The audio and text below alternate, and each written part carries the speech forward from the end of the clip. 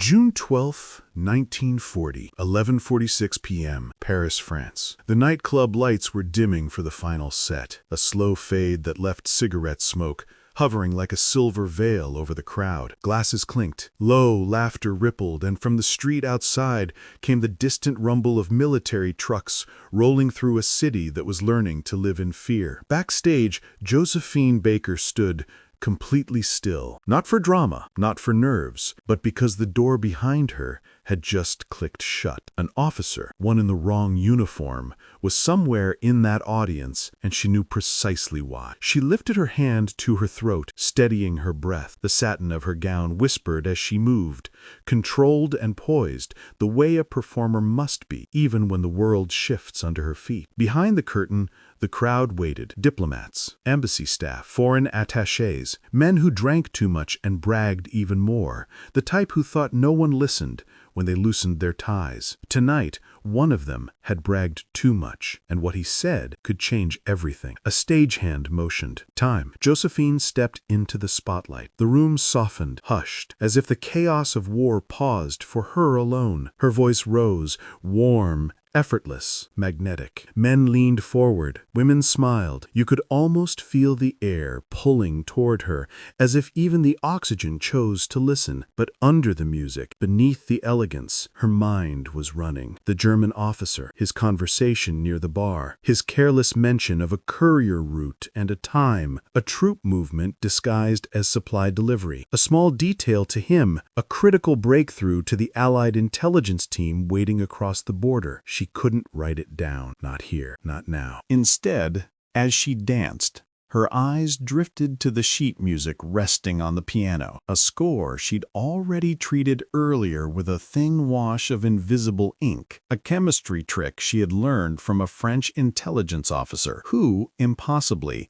trusted and entertained her more than half the men in his ranks. The plan was simple in theory, nearly impossible in practice. After the show, when the room was warm with applause and the officers were drunk enough to forget the details, she would slip backstage, retrieve the sheet, and copy the information. One coded phrase, one courier route, one sliver of truth that could save lives, but only if she survived the next 10 minutes. Her voice carried through the room like a slow river, lilting, hypnotic. She saw the German officer now, sitting stiffly, his uniform immaculate, his eyes fixed on her with a suspicion wrapped in admiration, a dangerous mixture. She glided across the stage, turning so the sequence of her gown caught the light. Time slowed. The pianist kept perfect rhythm, and Josephine, with a practiced gesture,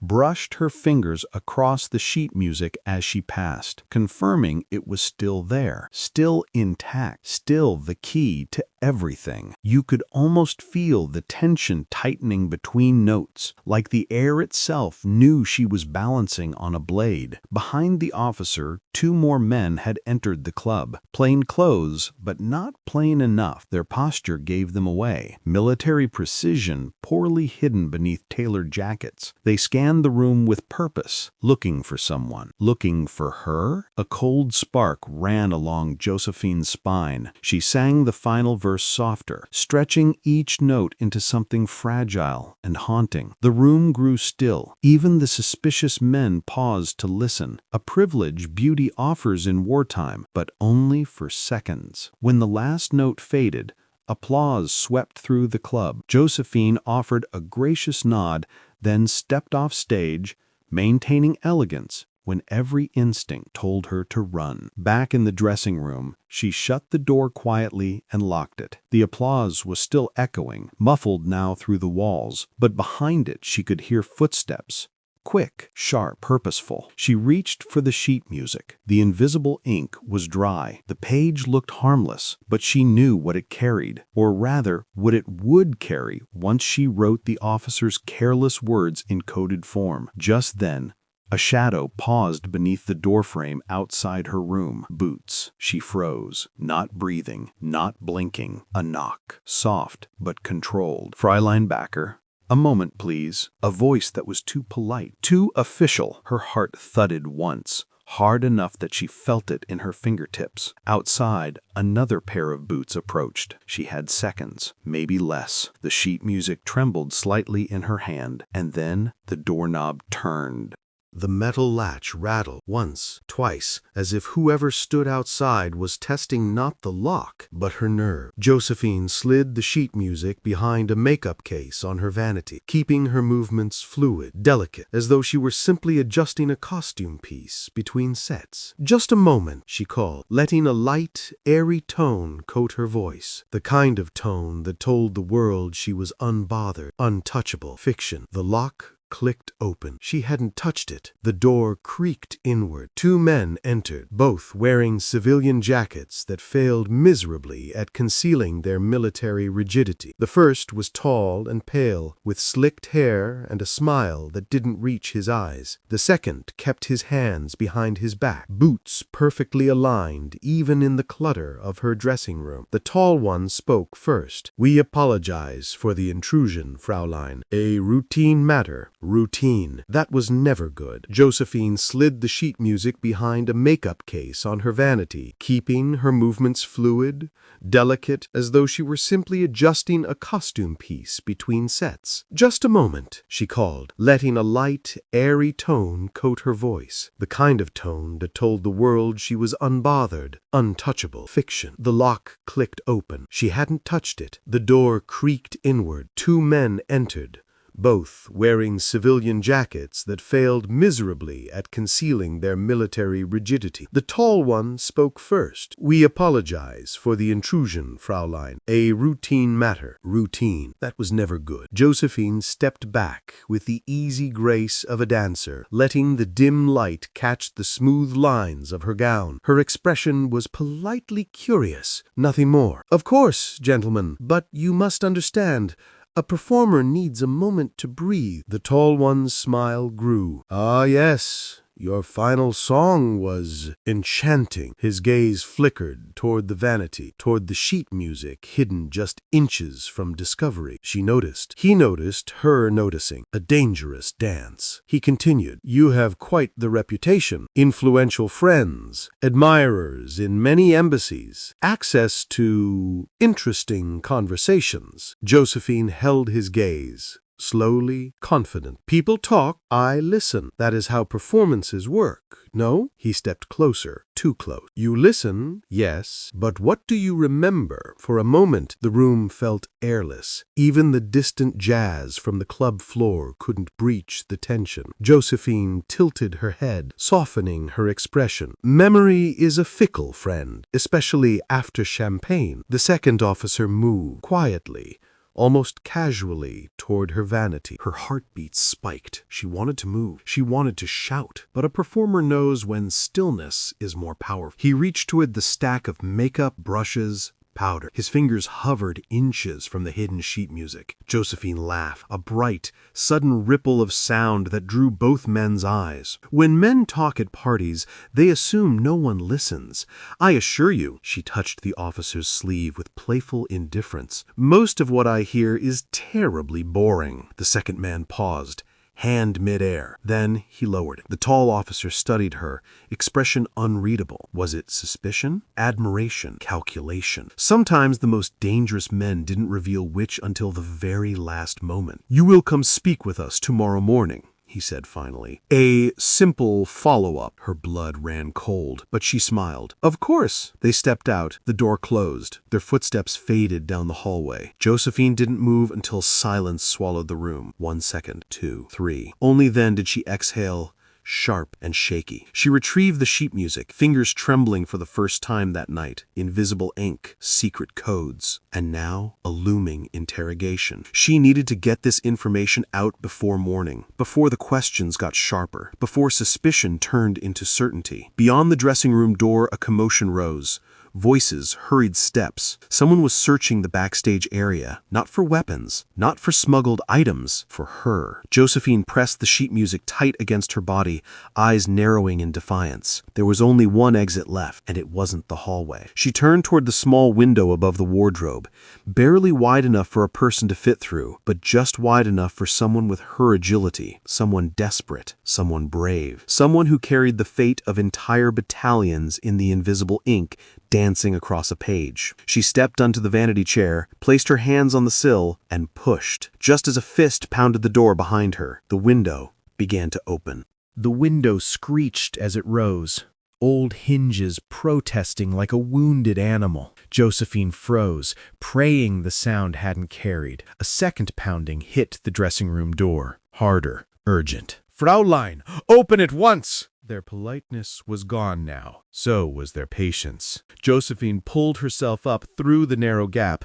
the fabric of her gown snagging on a rusted corner. She bit down on the panic rising in her chest, twisting her body with a dancer's instinctive grace. Outside, the alley was pitch black, slick with evening rain, the sour smell of garbage drifting upward. She slid through, then dropped. Her heels hit the ground with a sharp crack. Pain shot up her ankle, but she didn't stop. The sheet music was clutched so tightly against her ribs that her knuckles had gone numb. Above her, the dressing room door splintered. Boots thundered inside. Shouts followed. "Check the back!" Her time had evaporated. Josephine tore off her heels, gripping them by the straps as she sprinted barefoot down the alley. The stones were cold, uneven, biting at her skin. She could hear officers spilling out into the night behind her, shouting orders, scattering in multiple directions. Rain fell harder, streaking down her face, flattening her hair. She tasted iron, fear, determination. Ahead,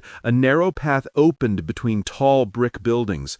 Laundry lines sagged overhead, shirts, slacks, linens dripping in the downpour. She ducked beneath them, moving like a shadow, each breath sharp and visible in the cold air. A dog barked somewhere. A door slammed. Car horns sounded as two black sedans screeched to a halt at the end of the street, headlights slicing through the dark like knives. Josephine pressed herself against a wall, chest heaving. Too bright, too close. She needed cover, real cover. Her gaze snapped upward. A fire escape ladder hung just out of reach, swaying gently in the rain. If she could climb the stairs, cross the rooftops, and reach the safe apartment 3 blocks away, she stood a chance. A small chance, but a chance. She leapt, fingers catching the lowest rung. For a moment, her grip slipped, the rain turning the metal slick as oil. She clenched harder, pulling herself up, ignoring the burning in her arms. "Hey! There! There! Up on the wall!" A beam of light washed across the alley, sliding up the brick toward her dangling legs. Josephine scrambled onto the platform. She didn't look down. Looking down was death. The pounding of boots echoed below her as she climbed flight after flight, heart slamming in her ears. When she reached the rooftop, she pushed through the heavy iron door and nearly slipped on the soaked tiles beneath her feet. Paris stretched out in every direction, silent, dark, wounded by war. And somewhere in that sprawling labyrinth was a trusted safe house, but only if she could reach it. She sprinted across the roof, leaping over the narrow gap between buildings. Her breath tore at her lungs. Every muscle burned. Behind her, the rooftop door burst open. Men shouted. Weapons clattered. She ducked behind a chimney as a flashlight beam swept across the tiles. The script in her hand, now damp and wrinkled, felt heavier than any weapon. Invisible ink, crucial intel, the fate of Allied soldiers who didn't even know their lives were hanging by a thread. She forced herself to breathe, slowly, quietly. Then she crawled toward the far edge of the roof, flat, low, just high enough to hide her silhouette. She peeked over. The drop below was brutal, but not unmanageable. A balcony, a drain pipe, a chance. But before she could move, a voice rang out behind her. "Stop! Don't make this worse for yourself!" She closed her eyes, not surrendering, just calculating. When she opened them again, there was no fear left, only purpose. Josephine swung her legs over the ledge, gripping the drain pipe, and began to climb down, her soaked gown clinging to her like a second skin. Above her, a shot rang out, bright, violent, A spark exploded from the pipe inches from her hand. She lost her grip, fell, hit the balcony with a brutal thud that knocked the breath from her chest. But she was alive, barely. She rolled onto her side, clutching the music sheet to her chest, and forced herself back to her feet. Her vision blurred, her ears rang, but her feet carried her inside the apartment's open window before her mind had time to protest. Behind her on the rooftop, the men argued in frustration. They didn't know where she had gone, not yet. She stood in the darkness of a stranger's living room, soaked, shaking, her gown torn and muddy. But her eyes hardened with a single realization. She still had to reach the extraction point before dawn, and the city was awakening with danger. The apartment was silent except for the ticking of a wall clock, steady, indifferent, mocking. Josephine pressed her back to the doorframe, listening for any sign that the rooftop patrol had discovered her trail. Nothing, only the muffled roar of distant engines and the restless hum of a city under occupation. Her gown clung to her like cold vines. She tore a strip from the hem, wrapping it around her bleeding palm. Every movement sent a sharp ache through her ribs from the fall, but she didn't have the luxury of pain. She stepped barefoot across the polished floor, careful not to disturb anything. The residents were asleep, or gone. Hard to tell in wartime. A soft creak in the hallway made her freeze, breath locked in her chest, but it was only an old house shifting under the rain. She reached the window facing the street below. A convoy of military trucks crawled along the boulevard, headlights off, engines growling low. Curfew patrol. If they spotted her, if they searched the apartment, if they questioned anyone nearby, the invisible ink on the sheet music might as well be a confession. A new thought stiffened her spine. The safe house. She had to reach it before the officers checking the nightclub realized she'd vanished completely. She moved through the apartment, found a coat hanging by the door, wool. Oversized, smelling faintly of tobacco. She wrapped it around herself, concealing the shredded gown and the precious papers pressed against her ribs. When she stepped out into the stairwell, the cold stone bit at her bare feet. She descended silently, each step a measured risk. The building was old enough to echo with the slightest pressure, so she spread her weight carefully, avoiding loose boards like the plague. At the ground floor, she paused by the exit. The night outside was a different world now, tighter, heavier. The rain had slowed to a mist that blurred the street lamps into halos. She slipped out, turned right, kept her head down. Each breath felt like broken glass in her lungs, but she pushed on, slipping into alleys, hugging walls, avoiding the pools of yellow light cast by patrolling soldiers. A pair of officers rounded a corner ahead of her. She ducked into a doorway, heart hammering against the sheet music. They passed so close she could smell the wet leather of their belts. One was laughing softly, telling the other about a woman he'd seen perform earlier that night. Charm like that, dangerous, he muttered. His partner agreed with a grunt. Josephine closed her eyes, letting the words wash over her like cold water. They had no idea how right they were. She slipped deeper into the city, making her way toward the Seine. The river was a black ribbon twisting through the heart of Paris, reflecting nothing, swallowing everything. Bridges were guarded. Patrols were thicker here. She needed to cross without being seen. A gust of wind whipped her coat open, exposing the torn gown beneath. She held it tighter, moving faster, ignoring the throbbing in her ankle. At the riverbank,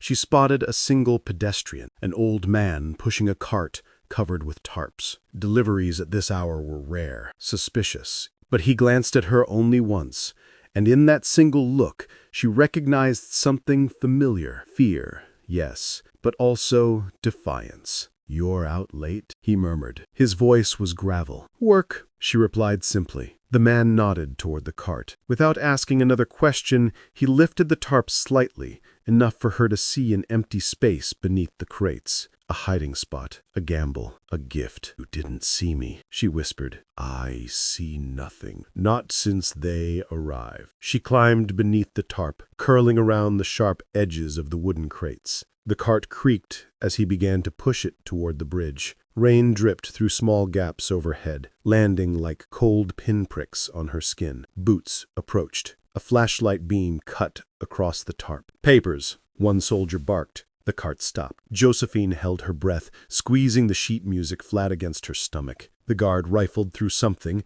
perhaps the man's documents, then circled the cart. Each footstep made her muscles seize. Her mind raced with escape routes, but there were none, not here. Then, move along. The cart lurched forward. She felt the rumble of the bridge stones beneath the wheels. They were crossing. Halfway across, the old man murmured under his breath, so quiet she barely heard it. "You're safe now, for a moment, at least. A moment." That was all she ever had. When they reached the opposite side, he gave a small nod toward an alley. She slipped out, whispered "thank you," and disappeared into the shadows once more. Her safe house was only 3 blocks away now. 3 blocks. But the city around her had grown sharper, more alert. The patrols were doubling, searchlights swept rooftops. An alarm bell rang somewhere far behind her. They had discovered she was gone, and they were closing in. And inside her coat, damp, smudged, but still readable, the intelligence that could shift an entire front waited for rescue. The rain had thinned to a whisper by the time Josephine reached Rue des Trois Frères, a narrow street that climbed like a spine toward the hill of Montmartre. The lamps here flickered weakly, stretching shadows long across the cobblestone. A cat darted past her, vanishing through a doorway. Even the animals of Paris moved like fugitives now. She pulled the oversized coat tighter and forced herself up the incline. Her legs trembled, her lungs burned, but the building she sought was close, its facade unremarkable, its windows dark, its entrance always unlocked for allies who arrived with secrets. A safe house, a sanctuary, at least it used to be. Josephine stopped at the wooden door and pressed her ear against it. Silence. Not the reassuring kind, the hollow kind. She pushed the door open just enough to slip inside. The air hit her instantly. Wrong. Cold. Stale. A room that hadn't been lived in for days. She stepped deeper, careful not to disturb the floorboards. Her bare feet made no sound, but her heart felt loud enough to betray her. The small parlor was empty, the chairs unmoved, the hearth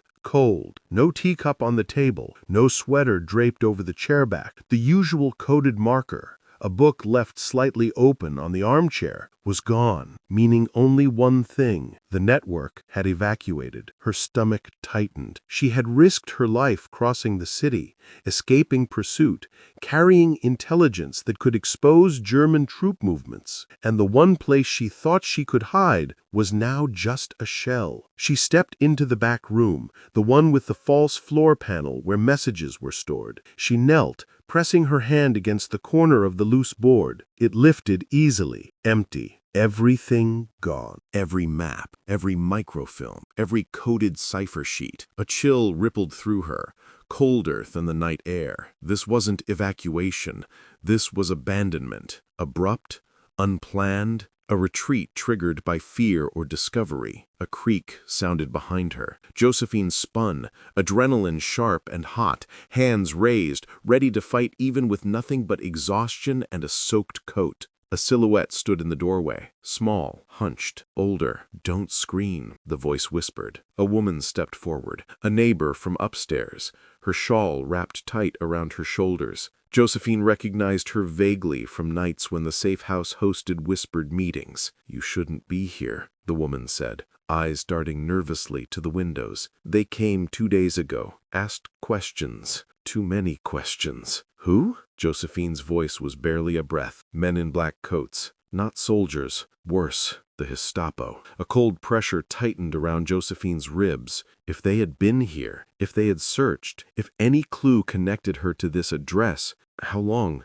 Josephine whispered. "Since they left?" "Hours, maybe less." She scanned the room again. The absence of items, the empty hideaway, the hurried departure. This safe house was a trap now, a ghost. A trail that could lead straight back to her. She swallowed hard. "I need to leave immediately." The woman nodded. "There is a cellar exit behind the kitchen. It leads to the next street. But listen," she voice tightened, trembling. "They will come back. They always come back." Josephine didn't hesitate. She moved swiftly, guided by instinct and desperation. The kitchen smelled faintly of damp wood and old herbs. In the corner, a narrow door opened into darkness. She stepped down into the cellar, feeling for each stair with trembling toes. The woman closed the door behind her. A latch slid into place.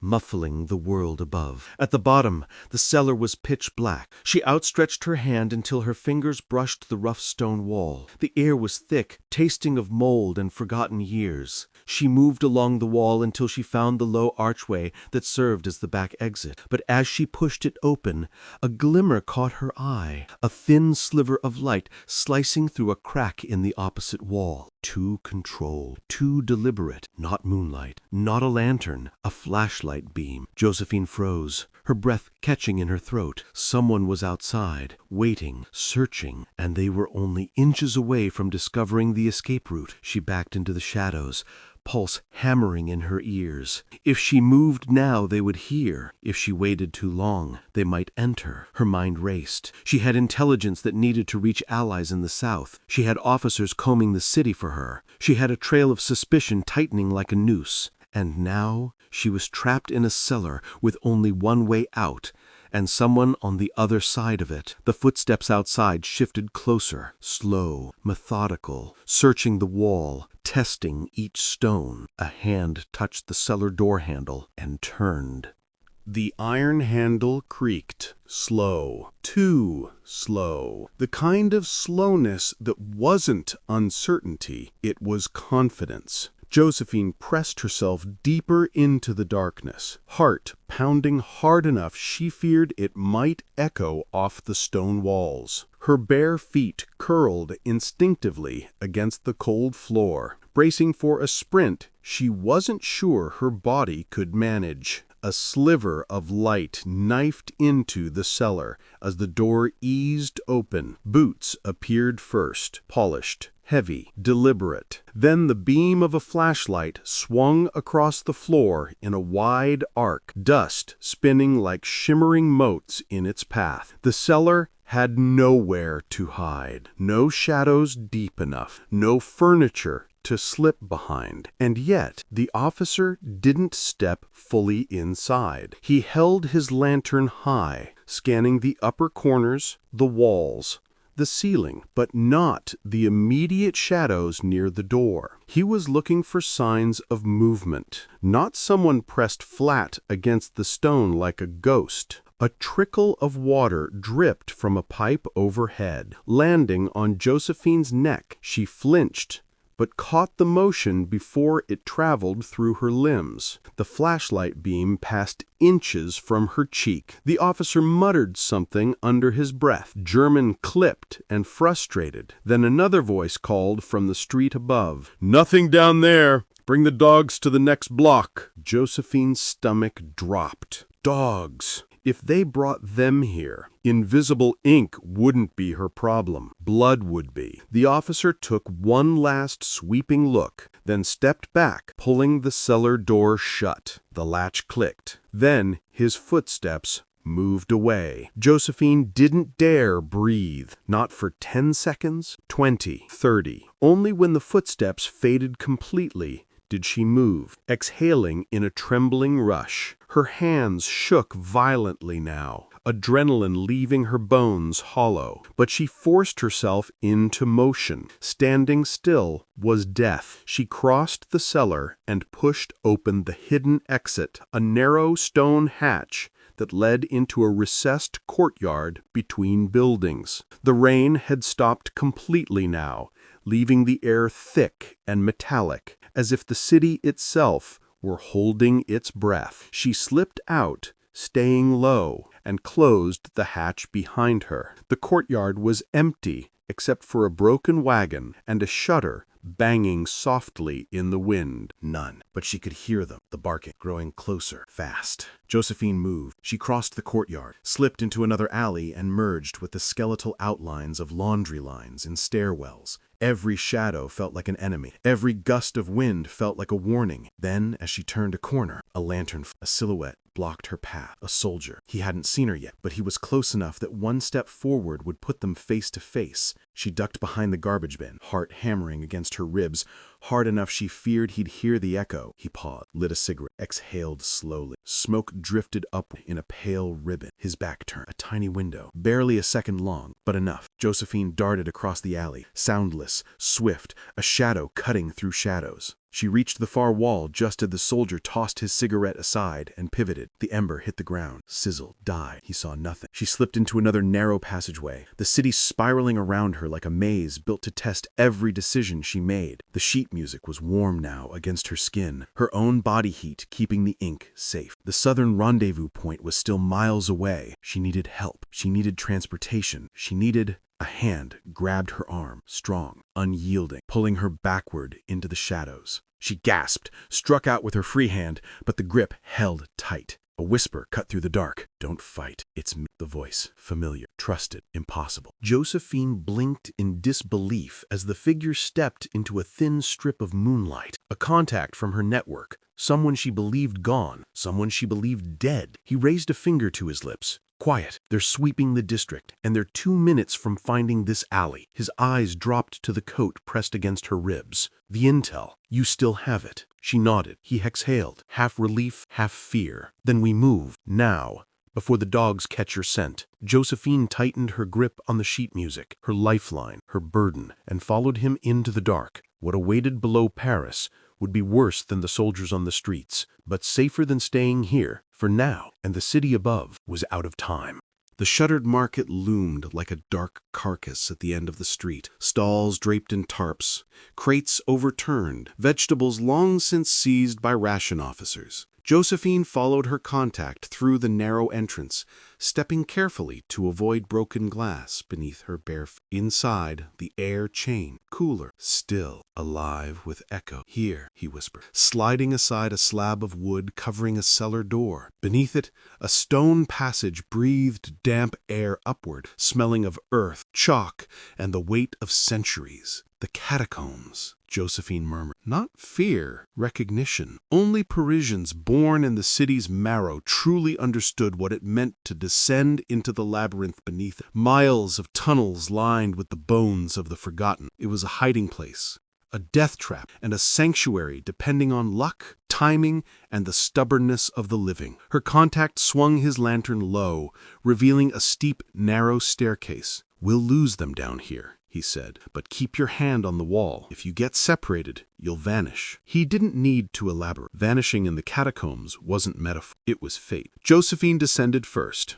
Each step groaned under her weight, pebbles tumbling into the darkness below. Behind her, he pulled the door shut, sealing them away from the world above. Only then did the barking of dogs fade. Only then did the thunder of boots vanish. And only then did she allow herself a single breath that wasn't held in terror. The staircase ended in a low corridor. Lantern light flickered against limestone walls, revealing inscriptions carved by workers centuries before. Skull-like hollows peered from recesses where bones had once been stacked. "Stay close," he murmured. They moved deeper. Cold air brushed Josephine's skin like a ghost. Her wet gown clung to her legs, slowing her stride. Her ribs ached from the fall, her ankle throbbed, but the paper beneath her coat kept her upright, kept her moving, kept her alive. "How did you find me?" she whispered. They turned into another corridor, the walls narrowing. "I didn't," he said. "I was looking for supplies. When I heard the officers were swarming Montmartre, I guessed they weren't hunting a petty thief." He glanced back at her. "I guessed it was you." A small, humorless smile tugged at Josephine's lips. "You always did have terrible luck." He didn't smile back. "There's more," he said softly. "Your name came up in an intercepted message.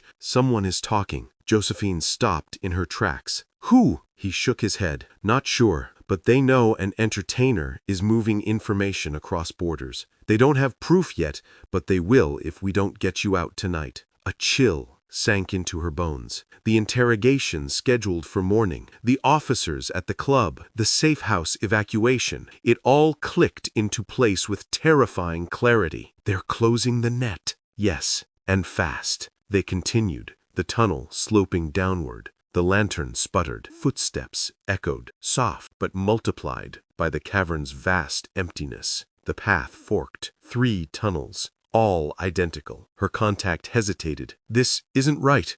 The map said..." A faint sound drifted toward them, soft first, then clearer. Boots, far away but unmistakable. Boots descending. Josephine's pulse quickened. They followed us? He snuffed the lantern instantly, plunging them into total darkness. The absence of light was suffocating, thick, heavy, absolute. He grabbed her hand, guided her to the left tunnel, pressed her against the cold stone wall. "Don't move," he breathed. "Don't speak." The boots drew closer, closer. Their echoes rolled like thunder through stone arteries. Josephine shut her eyes, even though the darkness was impenetrable. The footsteps multiplied. One officer, two, three. A whole patrol descending after them. A voice echoed through the tunnel, amplified by the chamber's natural acoustics. "She's down here, spread out. She cannot escape." Josephine's breath caught, not from fear, from the certainty in the voice. They knew. Her contact squeezed her hand once, a silent message: "Brace yourself," because something was moving in the dark behind them, soft, wet, breathing. Not soldiers, not dogs, something else that lived in the catacombs. Josephine slowly turned her head toward the sound. Heart pounding, pulse roaring, sheet music trembling against her chest, and then she saw it, a faint glow, blue-white, growing brighter, not lantern light, not flashlights, something far more dangerous. Someone else was down here, and they had been waiting.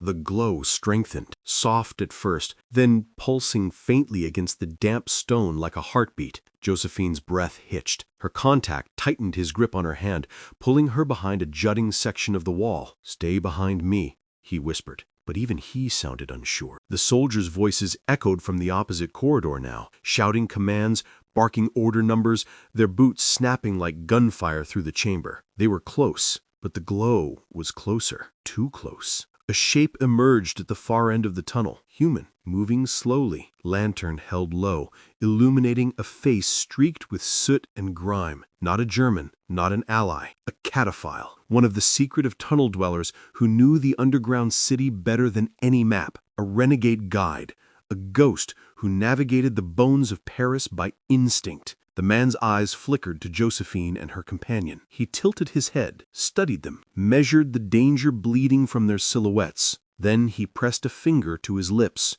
a quiet, urgent command. "Hide." He approached silently, his boots barely disturbing the dust. When he reached them, he leaned close enough that Josephine could smell stone dust on his breath. "You're being hunted," he murmured, in a raspy French accent. "I saw them descend." Her contact nodded. "We need the Saint-Michel exit." Now, the cataphile shook his head. "Blocked. They posted guards 2 hours ago." Her contact cursed under his breath. "Montparnasse?" Flooded. Josephine stepped forward, pushing aside fear long enough to let resolve take its place. "Then where can we go?" A moment of silence. Then the cataphile lifted his lantern, casting eerie shadows between the skull-lined alcoves. "There is one way," he said. "A forbidden passage. Old, unstable, but it leads to the river tunnels." Her contact stiffened. "The collapse zone? No one goes there." "No one except people who have no other choice," the cataphile replied, his gaze fixed on Josephine. "Like you." She held his stare. "I'll risk it." He nodded once. An unspoken pact. "Follow me. Stay close. And whatever you hear, do not stop." He turned sharply, leading them into a narrow shaft that sloped downward so steeply, Josephine nearly slipped. She braced a hand against the wall, feeling centuries-old dust crumble beneath her fingertips. Behind them, shouts boomed through the tunnels. Flashlights flickered against distant stone. The Germans had split up, closing every route like hunters tightening a snare. The cataphile quickened his pace. "When the tunnels widen," he whispered, "run!" They entered a vaulted chamber, massive, echoing, stacked with bones from floor to ceiling like the ribs of a sleeping giant. Lantern light danced across empty eye sockets. For a moment, Josephine felt the weight of history pressing around her. Millions of Parisians whose quiet deaths had become this city beneath the city, a silent audience to her flight. Then a shout. Close. Too close. Licht, jetzt! German voices burst into the chamber behind them. Flashlight beams ricocheted across skulls and femurs like lightning in a graveyard. Run! The cataphile roared. They bolted. Josephine's bare feet slapped against the stone, the cold biting her skin. The coat flew open, exposing her torn gown, and the precious sheet music pressed to her chest. She didn't care. She couldn't stop. Her ankle screamed in protest. Her ribs burned. Her lungs clawed for air. But she kept running, through a low archway, down another corridor, until the tunnel suddenly opened into a cavern with a black river rushing through its center. The cataphile pointed to a narrow ledge hugging the wall. This way, slow. Behind them, boots thundered closer. A warning shot cracked the air, the bullet sparking against rock. Josephine stumbled onto the ledge, one misstep from falling into the torrent. Her contact placed a steadying hand on her back. "We're almost there," he rasped. "Keep going." She did, driven by something deep and electric. The knowledge that she carried the kind of truth soldiers fought and died for. At the end of the ledge, a rusted metal grate blocked the way. The cataphile knelt, prying it open with a rusted crowbar he carried strapped to his belt. The metal groaned, bent, snapped free. And beyond it, a climb upward. Stone steps slick with moss. A faint draft of night air filtering from above. Light. Freedom. "Go," he urged. Josephine climbed, her hands slipping on wet stone, her breath sharp and ragged. Her contact climbed behind her, boots pounded in the tunnel below. She reached the top, shoved open a wooden trapdoor, and spilled into an abandoned warehouse by the riverbank. Cool night air washed over her like a baptism. She dragged herself upright, clutching the sheet music. Her contact emerged next, pulling the trapdoor shut and locking it with a metal bar. Voices shouted below, fists slammed against the wood, but they were too late. Josephine stumbled toward the open warehouse doors, and there, waiting under the moonlight, was a single truck. Engine running, a man in a cap giving her a frantic wave. "Get in!" he shouted. "We leave now!" She turned to her contact. He nodded once. "You made it. Get that intelligence to the south. Save who you can." Josephine climbed into the truck, her body broken, trembling, but her resolve sharper than steel. The driver slammed the door shut. The engine roared. The warehouse faded behind them, and as they sped along the riverbank, the city shrinking into darkness, Josephine looked down at the damp sheet music. Invisible ink, written with knowledge stolen from the careless whispers of war, knowledge men would kill for, knowledge that would rewrite the fate of soldiers she would never meet. She closed her eyes. For the first time that night she let herself breathe. She had escaped death, escaped the city, escaped the catacombs, but her mission wasn't over. It was only just beginning.